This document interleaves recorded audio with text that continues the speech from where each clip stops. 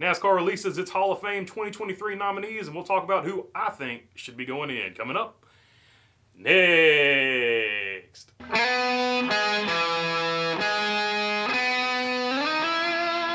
What's going on, everybody? If I haven't earned your subscription, hopefully today is the day that I will earn that subscription. All right, this information is coming from motorsport.com. NASCAR has released its field of nominees for the 2023 Hall of Fame class. Let's look at who the names are real quick. Neil Bonnet, Tim Brewer, Jeff Burton, Carl Edwards, Harry Gant, Harry Hyde, Matt Kenseth, Larry Phillips, Ricky Rudd, and Kurt Shelmerdine are the modern era nominees.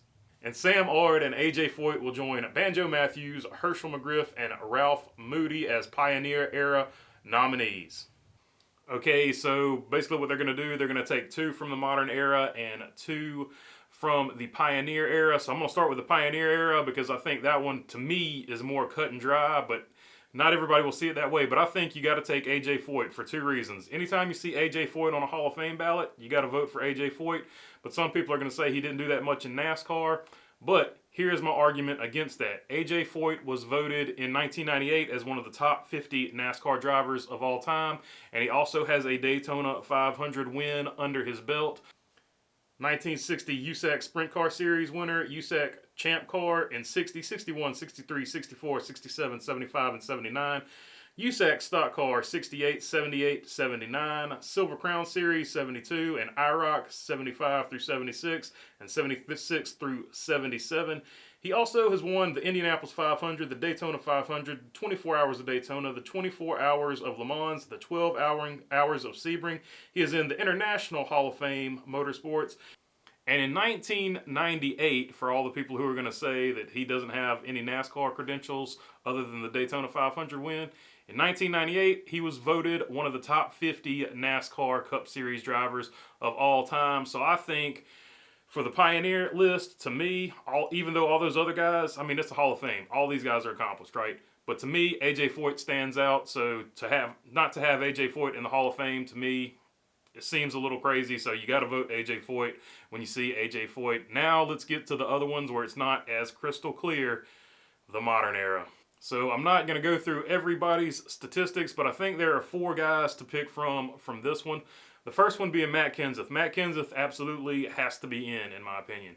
He won the championship, so he's got a championship, and I think all the champions should be in there. But not only did he win a championship, the championship he won is the reason that we have the chase format in the playoffs. If you remember that season, Ryan Newman won a bunch of races, but Matt Kenseth was more consistent and won the title, which is the way it should be, in my opinion. It should have never changed. But anyway, NASCAR didn't like that, and they made the chase format. And Jimmy Johnson wouldn't have 7 championships without Matt Kenseth. Matt Kenseth, they can say what they want to, is directly responsible for the chase format because they didn't want another guy just consistently being consistent, winning 1 race and the championship.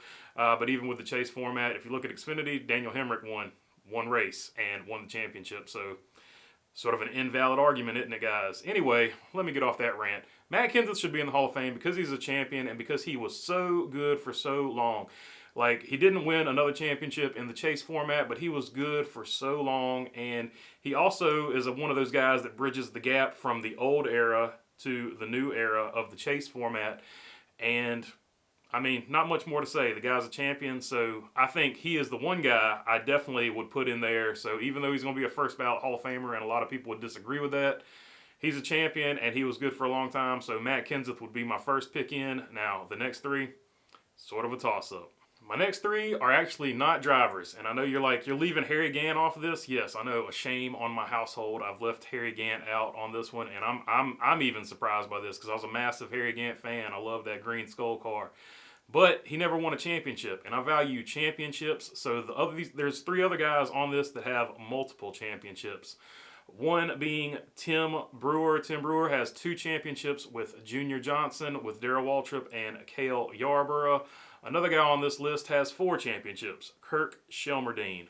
The man in black, one of his first crew chiefs, at least for RCR, was Kirk Shelmerdine, where he had a good chunk of his success with Kirk. Kirk retired kind of early and went on to do his own thing, had his own car, raced his own car.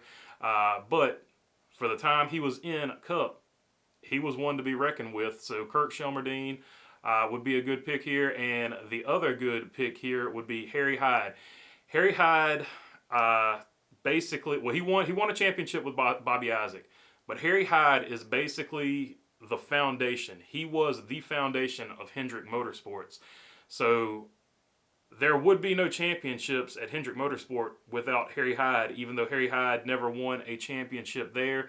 And he worked with innumerable drivers, including Jeff Bodine, Tim Richmond. Just the list of people he worked with goes on, and they're all really huge names.